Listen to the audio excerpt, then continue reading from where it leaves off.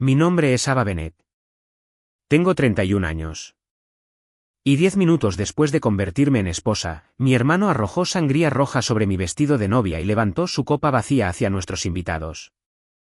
Un brindis por el fraude familiar vestida de blanco, anunció. La habitación se quedó en silencio.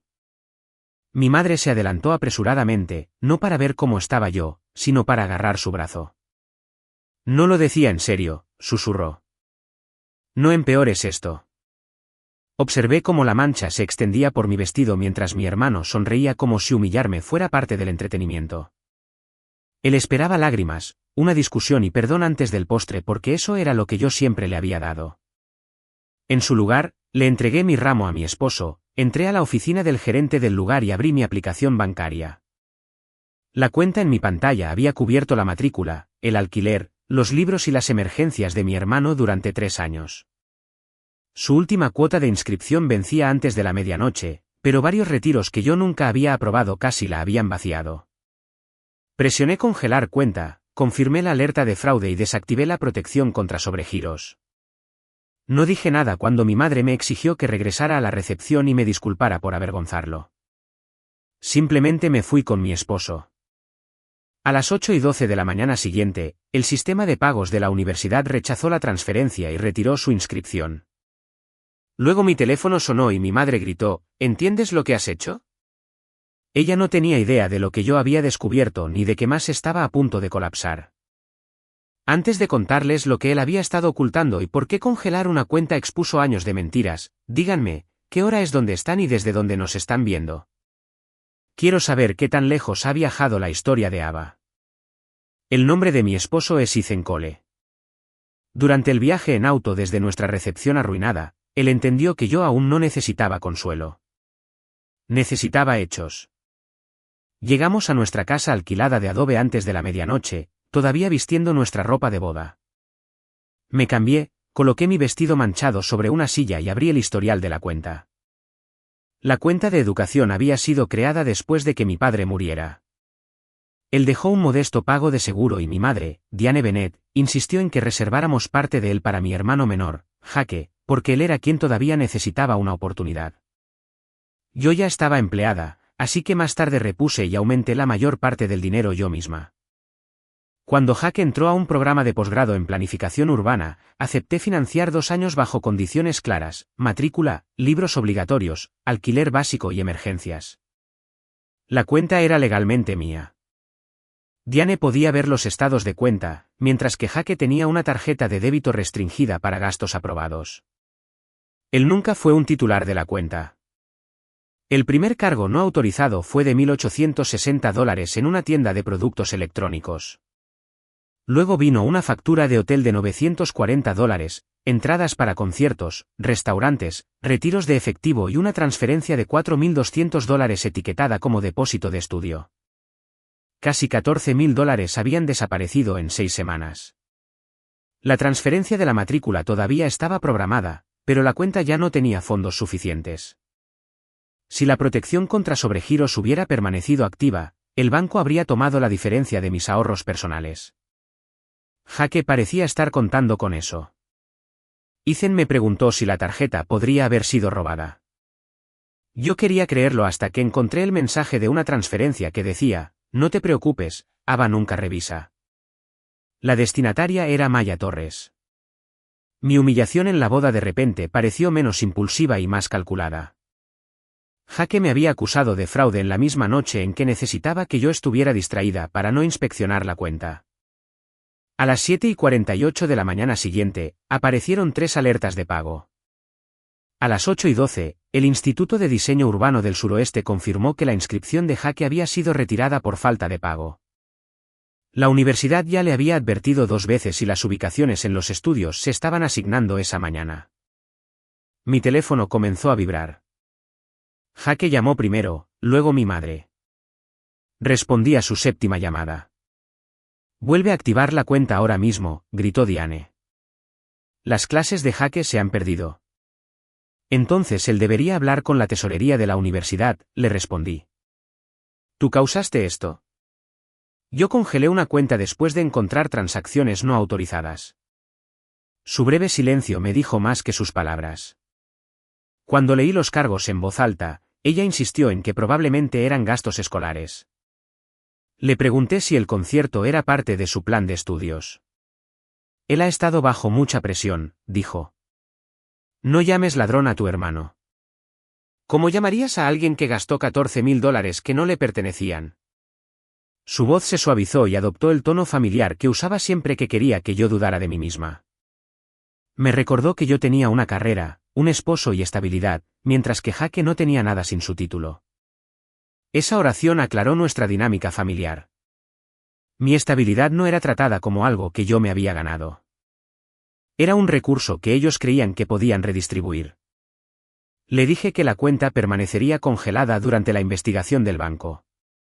Apareció otra llamada de Maya Torres, la mujer que había recibido la transferencia. Terminé la conversación y respondí. Jake me dijo que el dinero provenía de una subvención, dijo Maya. No es así, ¿verdad? No. Ella exhaló bruscamente. Entonces necesitas ver lo que él presentó a la universidad. Usó tu nombre, Ava. Creo que también usó el nombre de tu empleador. Yo trabajaba como investigadora de cumplimiento normativo para proyectos de energía de organizaciones sin fines de lucro. Mi reputación dependía de la exactitud financiera. Maya me envió mensajes, facturas, borradores de solicitudes y una carta que llevaba mi firma copiada. Afirmaba que yo era la directora financiera de una fundación caritativa que patrocinaba la investigación de Jake. Tal fundación no existía. La carta prometía $40.000 en fondos para el proyecto. Jake no solo había gastado mi dinero. Había construido su carrera académica en torno a un compromiso de financiación que yo nunca había hecho. Me reuní con Maya esa tarde en un café tranquilo. Hice vino, pero se sentó por separado para que ella no se sintiera presionada. Maya tenía 28 años, era directa y estaba exhausta. Había salido con Jake durante 9 meses y trabajado con él en una propuesta para convertir terrenos comerciales abandonados en espacios de trabajo y vivienda asequibles. La idea originalmente había sido de ella. Jake la convenció de que tenía fondos familiares y conexiones con organizaciones ambientales sin fines de lucro, afirmando que yo dirigía una fundación privada que financiaría su proyecto después de la graduación. Maya abrió su tableta y me mostró una presentación que Jake había entregado a un comité de profesores. Mi fotografía aparecía junto al título de patrocinadora privada principal y mi empleador real, el grupo de responsabilidad Mesa Geraisen, estaba listado como socio del proyecto. Ni yo ni la empresa lo habíamos autorizado. Yo había pasado casi una década investigando facturas alteradas y reclamos de subvenciones fraudulentos. Mi hermano había copiado suficiente de mi lenguaje profesional para sonar convincente sin entender las consecuencias. Maya dijo que ella cuestionó la financiación 2 semanas antes. Jake respondió que yo estaba controlando el dinero porque quería el crédito por su éxito. Eso explicaba su acusación en la boda. El fraude familiar era una narrativa que él había preparado por si la financiación prometida fallaba. Planeaba afirmar que su hermana vengativa había retirado un compromiso legítimo después de una disputa familiar. También le había dicho a la gente que yo había robado la herencia de nuestro padre, aunque la compañía de seguros emitió pagos separados y cada dólar estaba documentado. Yo había usado parte de mi porción para ayudar a nuestra madre y luego reconstruí el fondo de educación de Jake con mis propios ingresos. Aún así, él transformó mi sacrificio en robo porque la mentira lo hacía parecer una víctima. Maya me mostró un mensaje en el que Jake escribió: una vez que Ava esté casada, estará distraída. Solo necesito que se apruebe el último pago de la matrícula. En otro, llamó a mi boda el escenario perfecto para provocarme, grabar mi reacción y usar un clip editado para retratarme como inestable. La bebida no había sido un arrebato impulsivo. Era una estrategia. Le pregunté a Maya por qué me estaba ayudando. Me explicó que Jake le había exigido que le transfiriera la propiedad del proyecto y amenazó con acusarla de falsificar el presupuesto cuando ella se negó. Me di cuenta de que iba a destruirme de la misma manera que planeaba destruirte a ti, dijo ella. Obtuve permiso para conservar copias, preservé los metadatos y le aconsejé que guardara los archivos originales. Luego me comuniqué con Rachel Kim, una abogada que conocí a través de una investigación de subvenciones federales. Rachel revisó las pruebas y advirtió que la conducta de Jake podría implicar robo de identidad, falsificación, intento de fraude financiero, mala conducta académica y uso no autorizado del nombre de una empresa. Me instruyó que no lo amenazara ni accediera a registros universitarios protegidos. Podía denunciar el uso falso de mi identidad y permitir que las instituciones investigaran.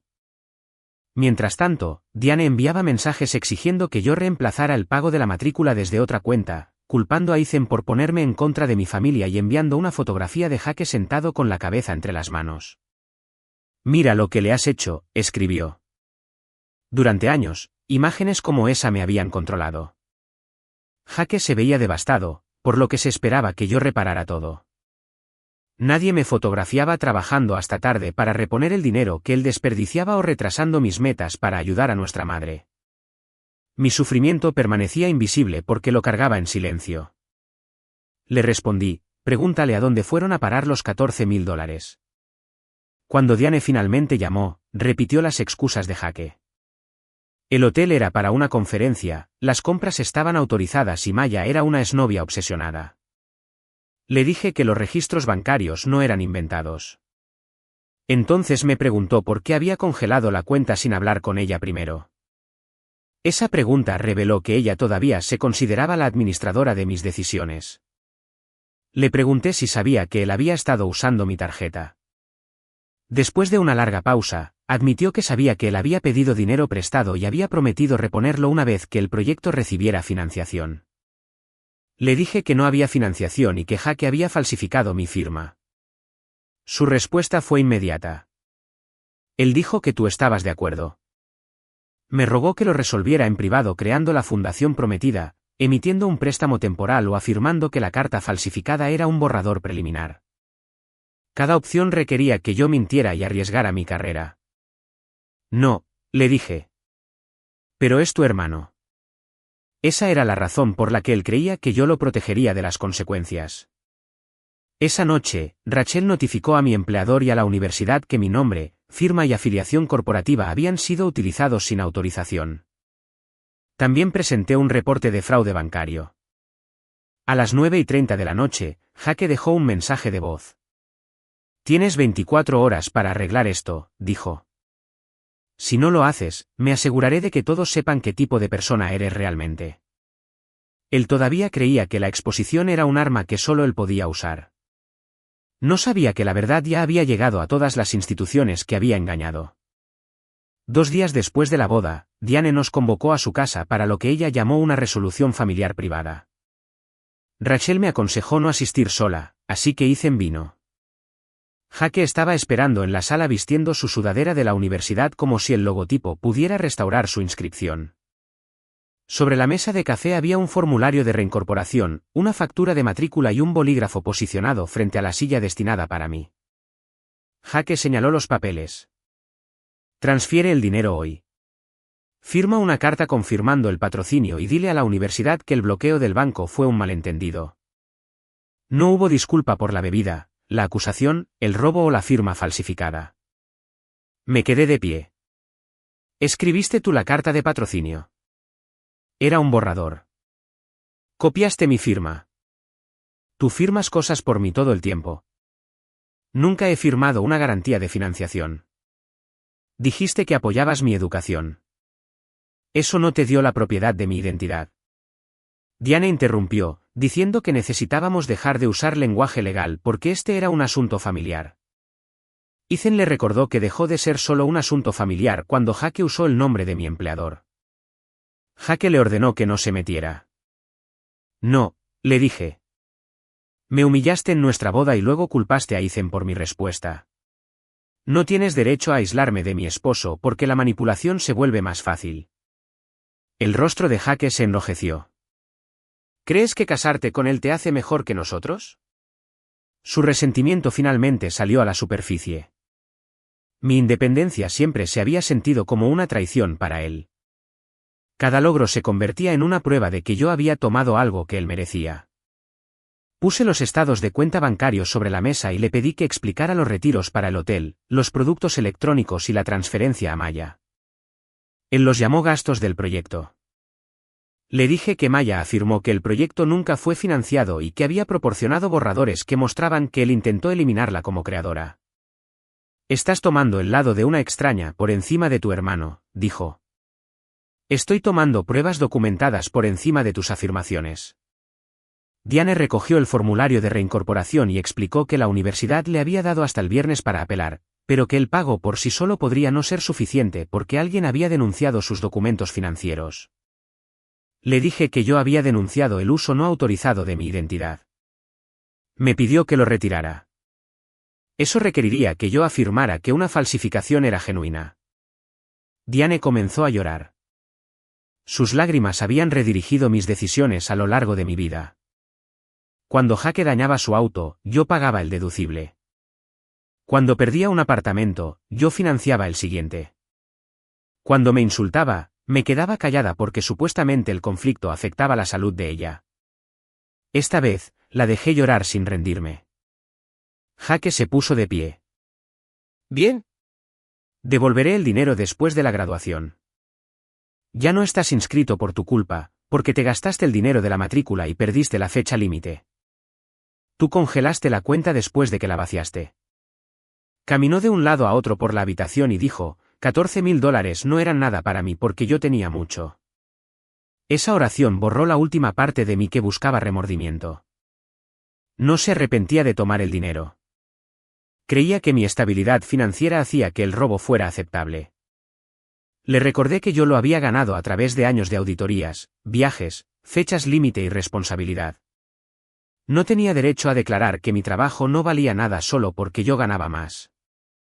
Le entregué a Diane una notificación formal revocando la autorización de débito de Jake y su propio acceso a la cuenta.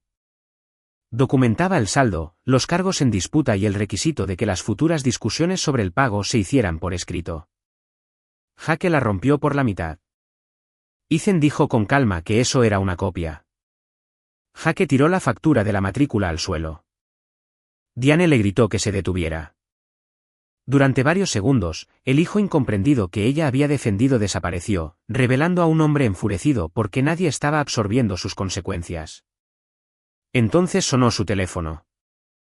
Escuchamos fragmentos sobre la Oficina de Integridad Académica, acceso suspendido y una entrevista.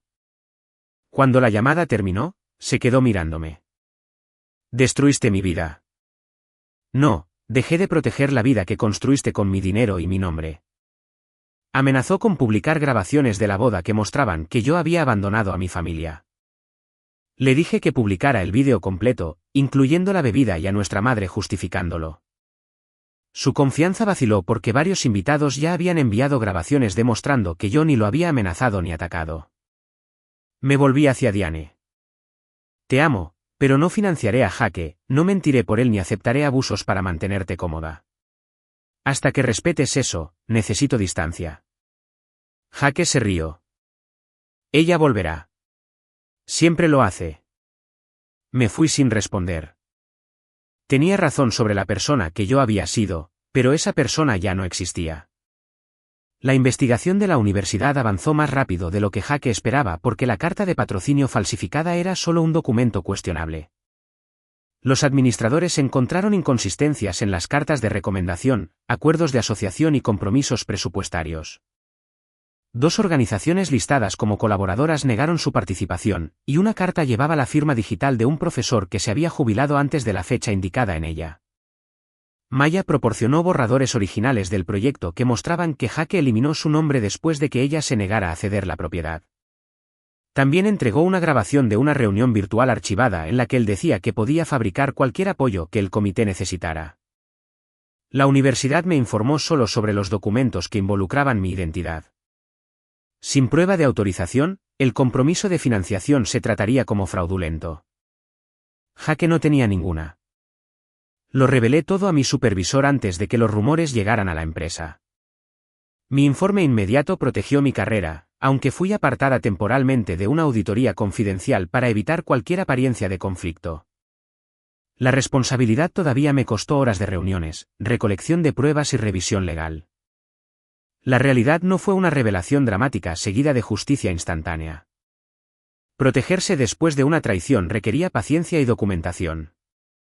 Jaque subió un vídeo de la boda recortado que mostraba a Ethan alejándome después de lo de la bebida.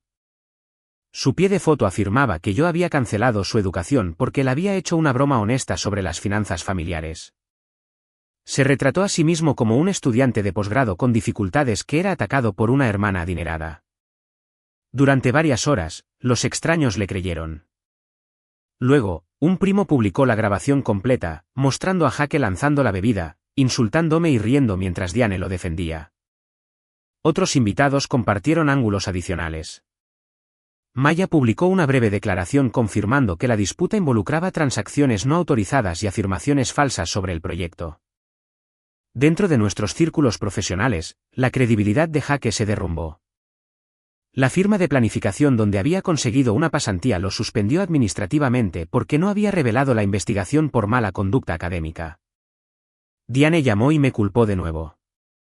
Podrías haberle pedido a Maya que se quedara callada. Yo no controlo a Maya. ¿Por qué todo el mundo de repente necesita protección contra Jaque? Su propia pregunta quedó flotando entre nosotras. Tal vez porque pasaste años impidiendo que alguien lo hiciera responsable de sus actos, le dije. 3 días después, el banco completó su revisión preliminar. Los registros de los dispositivos y las imágenes de seguridad mostraron a Jaque haciendo los retiros de efectivo. Lo del hotel fue un viaje de fin de semana.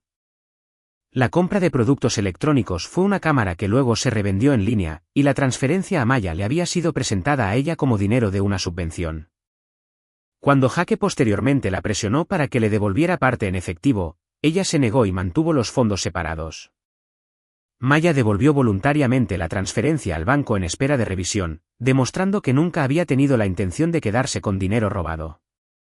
Jaque aún debía el resto. Rachel le ofreció un acuerdo de pago estructurado que requería pagos mensuales, divulgación de los activos vendidos, 0 contacto con mi empleador y un reconocimiento por escrito de que no tenía autoridad para usar mi identidad.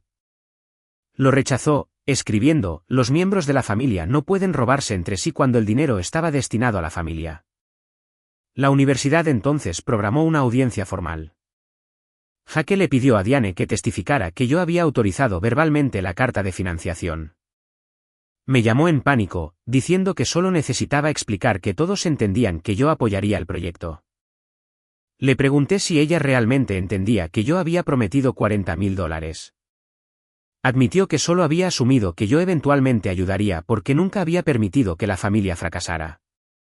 Meses antes, Jaque había preguntado si yo cambiaría de opinión, y ella le dijo que probablemente lo haría. Él interpretó su predicción como permiso.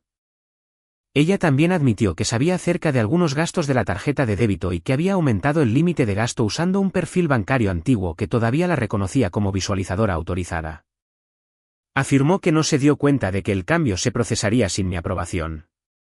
La verdad finalmente estaba completa. El comportamiento de Jaque sobrevivió porque Diane convertía repetidamente las suposiciones en autoridad. Como yo solía ayudar, ella creía que el consentimiento podía presumirse. Le pedí que diera al banco una declaración veraz incluso si eso no lo protegía. Ella aceptó. En su audiencia, el panel revisó los documentos falsificados, las falsas asociaciones, el robo de la propiedad del proyecto y el uso indebido de los recursos universitarios. Su inscripción inicial había sido retirada por falta de pago, pero la reincorporación fue denegada debido a los hallazgos sobre su integridad. Fue expulsado del programa por al menos 3 años y se le prohibió volver a postularse hasta que se resolviera la mala conducta financiera.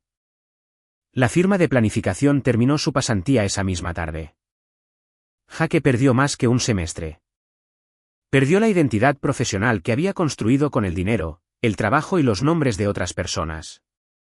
Esa noche, apareció fuera de mi casa. Ethan vio a Jaque a través de la cámara de seguridad antes de que tocara. No abrimos la puerta. Hablé a través del intercomunicador y le ordené que se fuera. Sostuvo un sobre y afirmó que tenía documentos que probaban que yo le debía parte del pago del seguro de nuestro padre. Rachel me había advertido que las personas desesperadas a menudo inventan nuevas acusaciones cuando las anteriores fracasan. Le dije a Jaque que enviara los documentos a mi abogada. Se negó. ¿Ocultaste la herencia?, gritó. Mamá dijo que papá quería que todo se dividiera en partes iguales. Le recordé que la compañía de seguros emitió pagos separados. Golpeó la puerta con la palma de la mano. Así que Ethan llamó a la policía. Mientras esperábamos, Jake siguió gritando que yo había robado su futuro. Casi abrí la puerta, no por miedo, sino porque la parte antigua de mí todavía quería darle explicaciones hasta que él entendiera. Entonces reconocí la trampa. Él entendía los hechos. Simplemente rechazaba cualquier hecho que no le diera derecho a mis recursos. Los oficiales llegaron y le ordenaron que se fuera. Arrojó el sobre al porche. Adentro había fotocopias de las notas de nuestro padre, ninguna de las cuales establecía un reclamo legal. Una oración estaba resaltada. Abba siempre cuidará de su hermano. Jake había convertido la esperanza de un padre en un contrato de por vida. A la mañana siguiente, Rachel me ayudó a solicitar una orden de protección civil que restringía cualquier contacto no deseado. También presentamos un reclamo de pago porque Jake había rechazado el acuerdo voluntario y continuado difundiendo acusaciones falsas. La flexibilidad privada había terminado. Diane visitó mi oficina más tarde esa semana, llevando estados de cuenta, mensajes y una línea de tiempo escrita a mano de cada ocasión en la que recordaba haber ayudado a Jake a acceder a dinero. Ella le había contado todo al banco. Él no me habla ahora, dijo. No le aseguré que él regresaría. Necesitaba experimentar lo que sucedía cuando dejaba de rescatarlo. Pensé que amar significaba evitar que él cayera, admitió. A veces, caer es la forma en que las personas aprenden dónde está el suelo. También confesó que Jake le había advertido antes de la boda que planeaba exponerme durante su brindis. Asumió que se refería a un comentario sarcástico, pero no me alertó porque temía que yo lo echara de la ceremonia. Protegiste su invitación en lugar de mi boda, dije. Sí. Ya no quedaba ninguna defensa en su voz. Le dije que el perdón no restauraría la confianza de inmediato. Podíamos asistir a terapia, pero ella nunca más accedería a mis cuentas, negociaría por Jake ni me presionaría para reanudar el contacto. Lo aceptó. El caso civil descubrió más pruebas. Jake había vendido la cámara comprada con mis fondos y usado las ganancias para pagar el alquiler. También había intentado obtener un préstamo comercial usando la fundación ficticia como garante, pero la solicitud fue rechazada antes de que se emitieran los fondos. Debido a que el intento involucraba mi identidad, Rachel lo remitió a las autoridades competentes. En la mediación, Jake finalmente se enfrentó al registro completo, registros de dispositivos del banco, pruebas de reventa, la declaración de Diane y su argumento escrito de que el dinero destinado a la familia no podía ser robado. Su abogado recomendó llegar a un acuerdo. Jake aceptó pagar el saldo restante, los honorarios legales y los costos asociados con la corrección de los documentos falsos. Su vehículo de lujo fue vendido para saldar parte de la deuda, y él entró en un plan de pagos por el resto. La universidad no revirtió su decisión. La pasantía siguió perdida y sus compañeros de clase lo eliminaron de sus redes profesionales después de descubrir que se había atribuido el mérito del trabajo de Maya. Maya relanzó el proyecto bajo su propio nombre con socios comunitarios legítimos. Yo solo la presenté a una base de datos pública de subvenciones y más tarde ganó un pequeño premio de planificación basado en su propia propuesta. Jake llamó una vez desde un número desconocido. Conseguiste todo lo que querías, dijo. No, yo quería un hermano que me respetara. Hiciste que perdiera mi título. Perdiste tu lugar cuando presentaste documentos falsificados. Podrías haberme salvado. Ese es el problema. ¿Todavía crees que salvarte significa ayudarte a escapar de lo que hiciste? Preguntó si le diría a la universidad que se había disculpado. Cuando le pregunté si lo había hecho, respondió, estoy hablando contigo, ¿no es así? El contacto no era responsabilidad. Le dije que una disculpa sincera nombra el daño, acepta la responsabilidad y no exige ninguna recompensa. Me llamó arrogante y colgó. No volvimos a hablar durante más de un año. Nunca ataqué sus nuevos trabajos, no me comuniqué con sus amigos ni celebré públicamente. Simplemente dejé de pagar, de mentir y de absorber las consecuencias.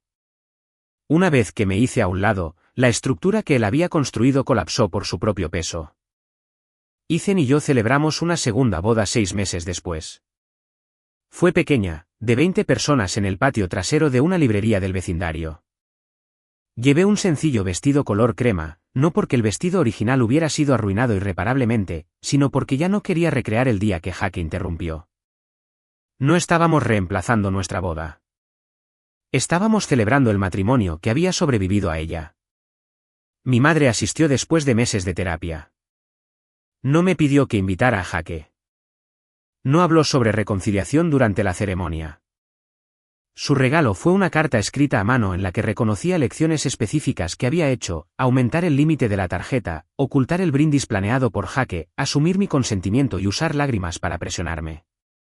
No me pidió que la perdonara de inmediato. Esa moderación demostró más crecimiento del que cualquier promesa dramática podría haber hecho. Nuestra relación se mantuvo cautelosa. La confianza regresó a través de actos pequeños y aburridos: respetar una invitación rechazada, evitar preguntas financieras y terminar conversaciones sin mencionar a Jake. El cambio saludable rara vez parece de película. Se ve como alguien que escucha un no y permite que la palabra se mantenga. Jake se mudó a otra ciudad y encontró trabajo en una empresa de mantenimiento de propiedades. A través de mi madre, me enteré de que había comenzado a pagar la sentencia judicial y a asistir a un programa de responsabilidad financiera aprobado por la Corte. Todavía describía la decisión de la universidad como excesiva, así que no asumí que se hubiera transformado. Las consecuencias pueden interrumpir un comportamiento destructivo, pero no pueden fabricar conciencia. Ese trabajo le correspondía a él. Un año después de la boda, recibí una carta sin remitente. Jake escribió que perder el programa lo había obligado a examinar cuántos de sus logros dependían del trabajo de otras personas. Admitió haber tomado el concepto de Maya, haber falsificado mi firma y haber usado el miedo de mamá para obtener acceso al dinero. No culpó al estrés, a la infancia, al alcohol ni a mí. Adjuntó el primer recibo de pago que había completado antes de lo previsto. La carta terminaba con: te llamé fraude porque necesitaba que todos te miraran a ti en lugar de mirarme a mí. La leí 2 veces. Luego la guardé en un cajón. No lo llamé. Una disculpa precisa merecía reconocimiento, pero no ganaba acceso automáticamente. Envié una breve respuesta a través de Rachel confirmando la recepción y afirmando que el pago constante y una distancia respetuosa eran los próximos pasos adecuados. Quizás algún día volveríamos a hablar. Quizás no. El perdón y la reconciliación están relacionados, pero no son idénticos. Podía liberarme de mi necesidad de venganza sin restaurar la relación que me había dañado. Durante años, había creído que ser una buena hija y hermana significaba convertirme en el sistema de emergencias de la familia. Cada vez que Jake tomaba una decisión imprudente, yo proporcionaba dinero. Cada vez que mi madre entraba en pánico, yo proporcionaba calma. Cada vez que alguno de los dos distorsionaba la verdad, yo proporcionaba silencio. Me elogiaban por ser confiable mientras trataban mi confiabilidad como propiedad pública. Congelar la cuenta bancaria no me hizo cruel. Hizo visible el límite financiero. Denunciar la firma falsificada no destruyó la educación de Jake. Impidió que una institución académica recompensara el fraude. Negarme a rescatarlo no significaba que dejara de amarlo. Significaba que el amor ya no podía requerir mi participación en el engaño. La lección más dolorosa fue que los sistemas familiares tóxicos rara vez dependen de un solo villano evidente. Jake manipuló, robó y mintió. Pero su comportamiento creció dentro de un sistema que lo protegió repetidamente. Mi madre llamaba amor a la protección. Yo llamaba lealtad a la resistencia. Ambas ayudamos a retrasar las consecuencias que podrían haberlo obligado a cambiar antes. También aprendí que la venganza a menudo se malinterpreta.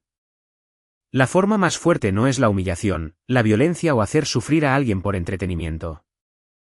Es retirar los recursos que usan para dañarte. Es documentar la verdad, elegir la responsabilidad legal y negarse a cargar con la vergüenza que le pertenece a otra persona. La caída de Jake no provino de un plan secreto que yo inventé. Provino del momento en que dejé de impedir que la realidad lo alcanzara. En mi boda, me llamó el fraude familiar mientras vestía ropa comprada con dinero de la cuenta que había vaciado. Creía que la acusación me haría defenderme públicamente y perder la fecha límite de la matrícula. En cambio, su actuación me empujó a inspeccionar los mismos registros que él quería ocultar. A la mañana siguiente, su inscripción se había esfumado. En las semanas que siguieron, también lo hicieron su pasantía, su falso patrocinio, su reputación prestada y su control sobre nuestra familia. Sin embargo, el cambio más importante no fue lo que él perdió. Fue lo que yo recuperé. La propiedad de mi dinero, la confianza en mi juicio, la seguridad en mi matrimonio y el derecho a decidir quién entraba en mi vida. Así que esta es la lección que me llevé. Establecer límites con los familiares no es una traición. Un límite no destruye a una familia sana. Revela si la familia era lo suficientemente sana como para respetarte. Ayudar a alguien a evitar las consecuencias repetidamente puede parecer compasivo, pero puede convertirse en una forma de permiso. El apoyo real fomenta la honestidad, la responsabilidad, la educación, la conciencia financiera y el crecimiento personal. No exige que una persona sacrifique su futuro para que otra pueda escapar de su pasado. A veces, la persona que te llama egoísta simplemente está enojada porque tu generosidad ahora tiene condiciones. A veces, la persona que te llama fraude está aterrorizada de que la verdad esté a punto de exponerla. Y a veces, la respuesta más poderosa no es un discurso, una discusión o un acto público de venganza. A veces es una decisión silenciosa, tomada a puerta cerrada en una oficina, de congelar la cuenta y finalmente dejar que la verdad se aclare. Realmente apreciamos que nos acompañen en esta historia. Todo en este vídeo es ficticio y está hecho solo con fines narrativos, de entretenimiento y educativos. Esperamos que el mensaje les recuerde que cuando alguien da por sentada tu lealtad, lo más poderoso que puedes hacer es dejar de ofrecer tu corazón a personas que solo saben cómo romper la confianza.